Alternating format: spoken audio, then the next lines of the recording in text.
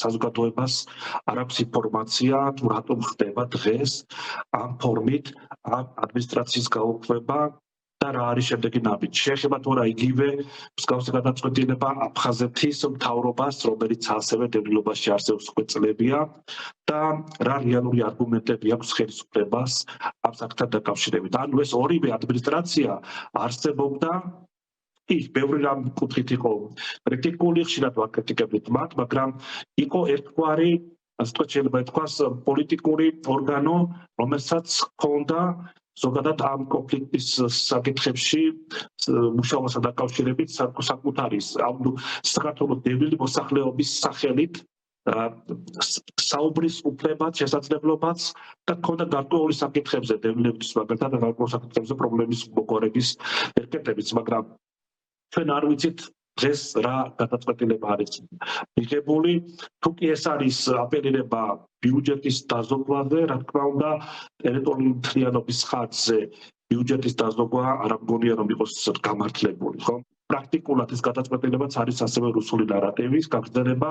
რუსეთი ითხოვდა ამ სტრუქტურების გაუქმებას უკვე წლებია. ანუ სწორედ რუსეთის ინტერესებში იყო, მუხტარ იყო გაუქმება ამ სტრუქტურების და აფხაზების და ოსების ერთადერთი ნების გამომხატველად ყოფილიყო იქ არსებული დე-ფაქტო ხელისუფლება. ანუ დღეს ხელისუფლება პრაქტიკულად რუსეთს უსრულებს იმ დიდი ხნის, ასე ვთქვათ, მოთხოვნას. შემდეგი ნაბიჯიც, რა თქმა უნდა, შესაძლოა იყოს იგივე ძალის გამოყენებაზე, ვალდებულების აღებაც ამ მხრივად ქართული მხარის მხრიდან და შემდეგ უკვე, რა თქმა უნდა, უკვე აღიარება. ანუ ეს არის პრაქტიკულად მომზადება ნაბიჯების იმისთვის, რომ რეალურად დე-ფაქტო ხელისუფლება, დე-ფაქტო რეჟიმი მოხდეს მისი აღიარება ცხინვალში, როგორც ასე ვთქვათ, თანასწორი მხარის და პრინციპში ჩვენ არ ვიცით თუ სხვა რამე თამაშებია ამ ყველაფრის უკან, რა დევს ამ სასწავლის მეორე პილაზე, ხო? ანუ რაზე იცვლება თუ კი ესე უხეშად რომ ვთქვათ, ხო?